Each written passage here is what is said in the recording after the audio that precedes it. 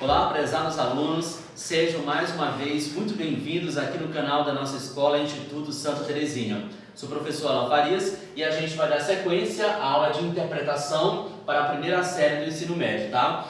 Nesta aula em especial, a gente não vai trabalhar mais conteúdos teóricos, tá bom? Conforme vocês acompanharam as últimas aulas do mês de julho, a gente concluiu os assuntos, tá? E agora, antes de irmos para a semana de avaliações, a gente vai trabalhar com atividades, tá? Essas atividades, elas são atividades que não são avaliativas, ou seja, não vão valer ponto, como a gente fala na linguagem cotidiana, tá? Mas elas são importantes para que nós possamos fixar o conteúdo, fazer uma revisão, fazer algumas reflexões e aprofundar o conteúdo trabalhado, tá? Eu já solicito que vocês peguem o livro de vocês, por gentileza, na página 33, questão 2, depois vocês vão até a página 34, a questão 4, e na página 35, a questão de número 1, tá? Então essas serão as 3 questões que a gente vai conversar na aula de hoje, para que nós possamos fixar bem o conteúdo e, como sempre a gente orienta,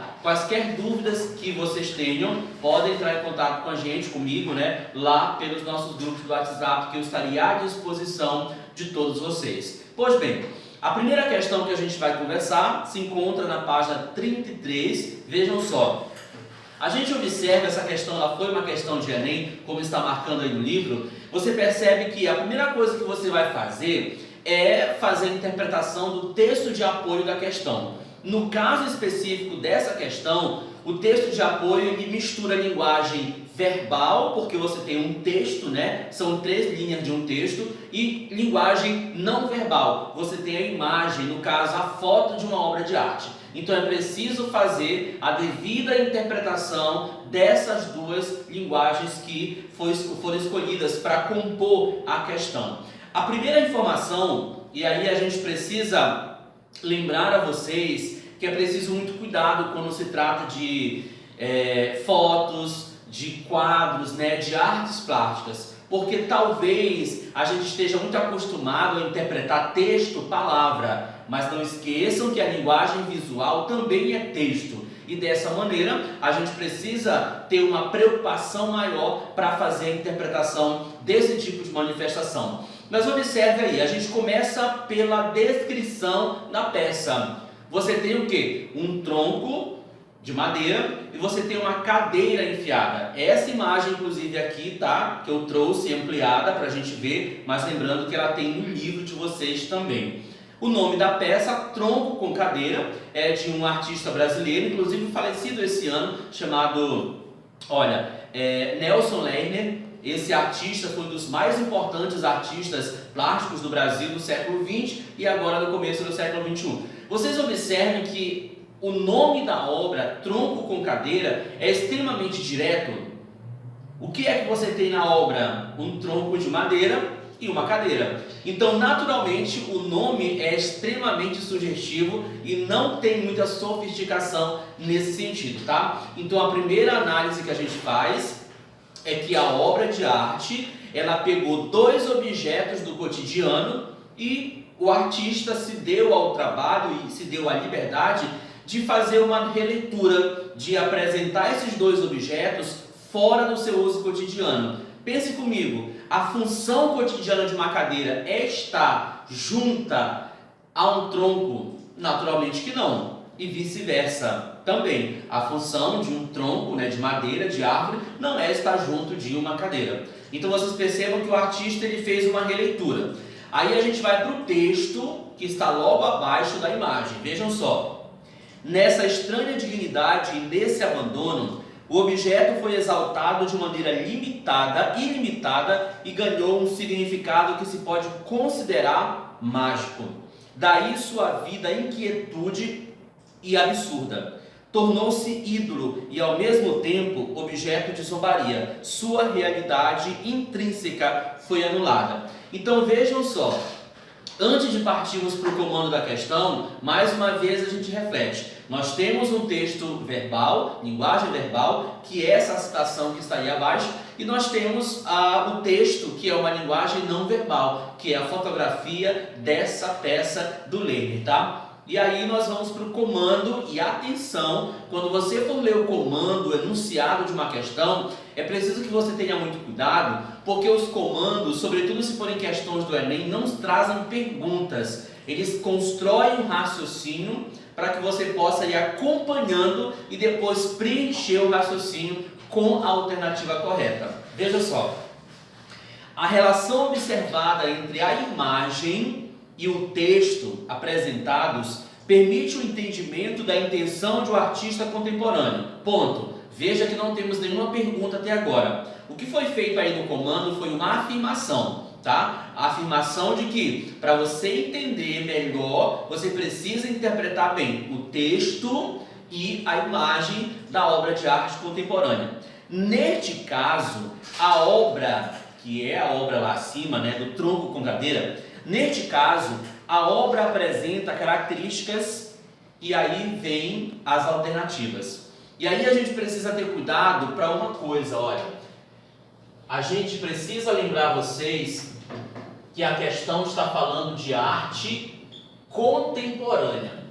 E quando se trata de arte contemporânea, na nossa última aula eu falei disso, tá? Se você não assistiu ou se você quer mais uma vez te lembrar, pode voltar no nosso último vídeo aqui no canal. Nós falamos sobre essa questão das artes ao longo dos tempos, tá? E a gente terminou falando de arte contemporânea. E uma das características que nós explicamos aqui é que a arte contemporânea, ela não se prende aos padrões, aos manuais e às formas artísticas tradicionais conservadoras. Uma das marcas mais provocativas da arte moderna, ou da arte contemporânea, é justamente isso: provocar, fazer com que determinados objetos, por exemplo, possam ganhar novas funções. E isso a gente tem muito bem, né, nessa obra Tronco com Cadeira. E aí vejam só, voltando para o final do comando, neste caso, a obra apresenta características, aí a gente vai direto para a alternativa D, abstracionistas e de releitura do objeto. Primeiro, o que significa dizer que ela tem características abstracionistas? Ora, aquilo que é abstrato, gente, é aquilo que é o não palpável, é o contrário daquilo que é concreto, que se pode ver, que se pode tocar. O abstrato, por exemplo, está no campo da subjetividade. Por exemplo, qualquer um de vocês que esteja assistindo, que esteja olhando para essa imagem, aí a gente poderia fazer a pergunta assim: o que você compreendeu dessa obra? Qual é a reflexão que você faz? E se a gente perguntasse para cada um de vocês, de todas as 3 turmas do primeiro ano, tenho certeza que a gente poderia ter respostas completamente diferentes, porque essa obra ela é abstrata. E sendo abstrata, a interpretação dela tem muito a ver com as questões particulares, ou seja, subjetivas. Então, é importante lembrar que essa obra ela tem traços abstracionistas, porque cada um de nós pode ter uma leitura, uma interpretação. A segunda parte da letra D, e de releitura do objeto. O que significa dizer isso? Mais uma vez eu repito, uma cadeira no seu dia a dia é um objeto que tem uma determinada função. Um tronco de madeira, seja ele lá enquanto está na árvore na floresta, ou seja ele depois que é cortado e vai virar um móvel, vai virar qualquer outro objeto, cada um desses objetos tem uma função. O que o artista fez foi o quê? Uniu os dois e fez uma nova funcionalidade para essa obra, tá? Então é por isso que a letra D é correta, porque a obra tem traços abstracionistas, em que cada um de nós pode ter uma interpretação e apresenta releitura do objeto. Ou seja, ele faz com que os objetos comuns do dia a dia, um tronco de árvore e uma cadeira, possam ganhar uma nova funcionalidade, tá bom? Então, dessa forma, a alternativa D é a alternativa correta da nossa primeira questão. Tudo bom? Aí a gente avança, você vira a página comigo, por favor, e nós chegamos, olha, até a questão de número 4, da página 34. Essa questão, que mais uma vez, né, foi do Enem, ela traz uma obra de arte da Tarsila do Amaral. Observem mais uma vez. Na aula passada eu cheguei a comentar sobre a Tarsila do Amaral. A gente mostrou imagens, né, das obras de arte, algumas das mais importantes telas da Tarsila, e aí a questão traz mais uma vez uma obra da Tarsila. Observe que essa obra que está aqui aparecendo na imagem, tá? Para ficar mais ampliado, mais colorido. Aí no livro de vocês está preto e branco, entretanto aqui nós temos a versão original, digamos assim, que é uma versão colorida, tá? Chamada O Mamoeiro. E se vocês devem lembrar, eu preciso lembrar para vocês que a Tarsila do Amaral, ela foi uma das artistas mais importantes da chamada arte moderna, tá? Ela fez parte de um movimento chamado modernismo. Esse movimento modernista, ele começa no Brasil em 1922. Vocês vão estudar o modernismo na literatura, disciplina literatura, tá? E no segundo ano do ensino médio, e portanto vocês vão estar por dentro de tudo o que aconteceu. Mas para efeito de informações acerca dessa obra, essa obra é de 1920, 25, mais aproximadamente, tá? Então a Tarsila do Amaral, que era uma artista de São Paulo, ela vai circular por algumas regiões, especialmente o interior de São Paulo. Ela vai até o Rio de Janeiro, né, onde ela vai produzir algumas das suas obras inspiradas na realidade popular, e ela vai trazer para a arte aquilo que até então era novidade, que era exatamente o que? A arte mais popular. Ela vai mostrar o povo de uma maneira diferente. E eu até falei para vocês na última aula que essas obras, elas causaram uma espécie de escândalo naquela época, década de 20, porque não era comum, vejam só, os artistas da elite brasileira mostrarem o povo nas suas obras. Olha só que interessante e que absurdo, né, se a gente for pensar no contexto atual. Então nós temos a tela da Tarsila do Amaral, chamada O Mamoeiro, e aí o comando da questão, leia comigo. O modernismo brasileiro teve forte influência das vanguardas europeias. Eu não vou entrar no assunto porque vai ser abordado na disciplina literatura, tá? Mas eu preciso lembrar para vocês, já que a questão fala disso, que o modernismo, que no Brasil começa em 1922, o modernismo ele teve uma forte influência desses movimentos chamados vanguardas europeias, que foram manifestações artísticas que aconteceram na Europa desde o final do século XIX, mas especialmente ali na década de 10, e que vai transformar a maneira de se fazer arte na Europa e depois chegando até mesmo ao Brasil, tá? Então a primeira parte da questão fala que o modernismo brasileiro teve forte influência das vanguardas europeias. Correta essa informação, naturalmente.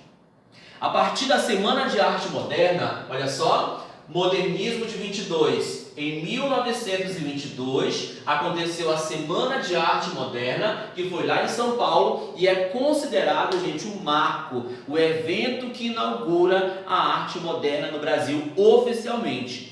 Antes da Semana de 22, já existiam, né, algumas manifestações artísticas com caras modernistas, vamos dizer assim. Mas oficialmente é o ano de 22 que abre o modernismo aqui no Brasil. A partir da Semana de Arte Moderna, esses conceitos passaram a fazer parte da arte brasileira definitivamente. Tomando como referência o quadro O Mamoeiro, que é aquele que está aí, identifica-se que nas artes plásticas a questão quer saber quais foram as grandes conquistas modernistas para as artes plásticas que as vanguardas europeias elas vão inaugurar e ajudar a instalar aqui no Brasil. Aí a gente tem a alternativa B, a gente vai direto para a alternativa correta, que fala assim: forma estética, ganha linhas retas e valoriza o cotidiano. Se vocês voltarem para a imagem, olha só, a imagem O Mamoeiro, que é o quadro da Tarsila, vocês vão perceber que ele tem muitas formas geométricas, e essa é uma das características de uma vanguarda chamada cubismo, em que os artistas pintavam os quadros utilizando traços geométricos, tá? E aqui no Brasil a Tarsila ela vai pintar com uma forte influência dessa vanguarda. E outra coisa, valoriza o cotidiano. Nós falamos a vocês, e aí eu vou até puxar uma seta aqui para dizer, olha, dentre as características marcantes da Tarsila do Amaral, nós temos o cotidiano. Como assim o cotidiano? As coisas comuns, As ruas, as feiras, os morros, o que hoje chamado de favelas, ou seja, tudo aquilo que fosse espaço onde o povo habitasse ou onde o povo circulasse, a Tarsila pintava. Então isso vai dar uma característica marcante nas obras da Tarsila, em que ela vai mostrar o cotidiano, tá? Então por isso nós ficamos aí com a alternativa B. Questão 4, alternativa B. Tudo bom? E aí nós vamos para a última questão dessa nossa aula, se encontra aí na página 35, que é a questão de número 1 das atividades propostas. Essa questão, que também foi do Enem, nós estamos enfatizando, né, questões do modelo do Enem por uma questão óbvia, né, de que vocês precisam ir se familiarizando com esse tipo de questão.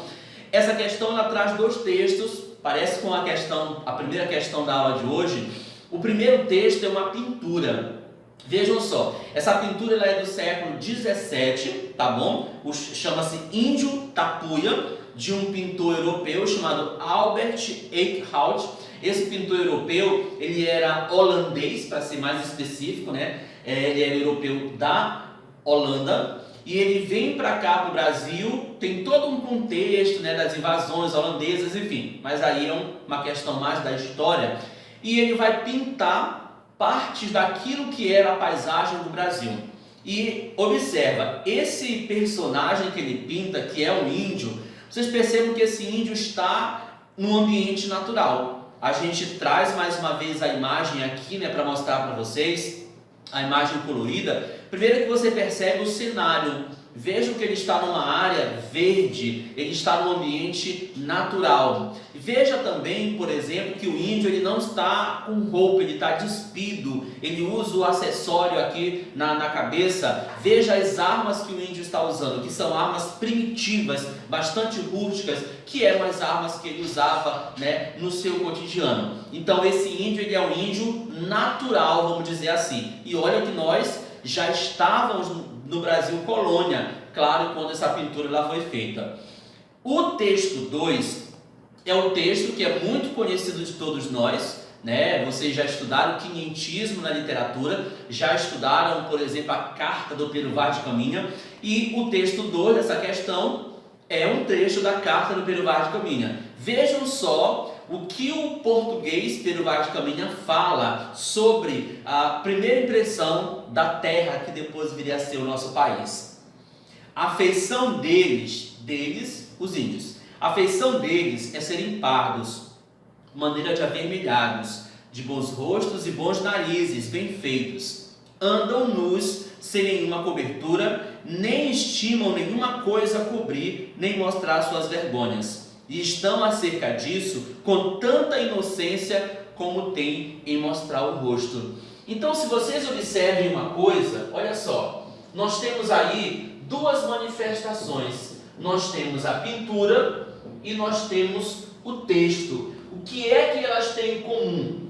Ambas mostram o índio, eu vou colocar essa expressão novamente aqui, tá? Mostra o índio natural. E o que é esse índio natural? É o índio sem ter sofrido ainda o processo de colonização, tá? Então a pintura mostra um índio muito natural e a carta, o trecho que a gente leu, é o momento que ele descreve o primeiro contato com os índios e causa um certo espanto, porque o índio não usa roupa, não tem conexões com o Deus indígena, não era o mesmo Deus cristão, então causou um certo espanto, e é isso que o Pero Vaz de Caminha está falando nessa carta, tá? Lembrando a vocês que a carta foi escrita muito tempo, mais de um século antes da pintura ser produzida.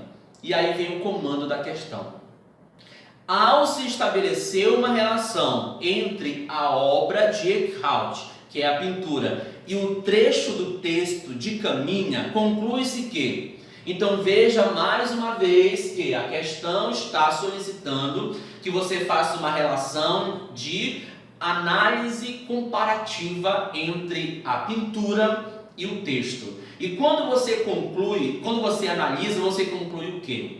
Nós já falamos, né? A pintura mostra o índio no seu ambiente natural. O texto mostra o índio no seu ambiente natural. E aí nós vamos para onde? Olha o que diz a alternativa C. A pintura e o texto têm uma característica em comum, que é representar o habitante das terras, os índios, que sofreriam processo colonizador. E aí, gente, eu chamo a atenção de vocês para esse verbo aqui, olha, sofreriam. Esse verbo faz uma diferença muito grande na resolução dessa questão. Porque quando você fala assim, que o índio sofreria, significa que ele ainda não sofreu. Lembrando que essas obras estão com o olhar do passado. Hoje, eu não posso dizer que o índio sofreria. Hoje eu digo que o índio sofreu um processo de catequização, né? Mas na época não. Então vejam só, quando Pero Vaz de Caminha escreveu o texto, eu estou falando de 1500. O índio já foi colonizado, catequizado? Não. Quando o Eckhout fez a pintura, é por volta, olha, do século XVII. O índio já sofreu o processo de colonização e catequização? Já. Mesmo assim, o que acontece? Na pintura, ele mostra um índio que ainda não foi catequizado. Então, esse índio sofreria o processo de catequização, tá? Então, é importante a gente analisar as questões palavra por palavra, porque uma palavra, né, principalmente a pontuação, os verbos, fazem toda a diferença e por isso nós ficamos com a alternativa C. Como eu disse a vocês, caros alunos, essa foi uma aula para que nós pudéssemos fazer uma reflexão, uma revisão de algumas ideias que a gente trouxe nas últimas aulas, para que nós possamos ir para as nossas avaliações com um pouco mais de solidificação dos conteúdos e que nós sigamos assim, tá? Mais uma vez eu reforço que estarei à disposição de vocês lá no WhatsApp para quaisquer esclarecimentos a respeito da nossa disciplina. Muito obrigado a todos, aqui o professor Alan Farias e essa foi mais uma aula de interpretação textual para a primeira série do ensino médio. Até a próxima!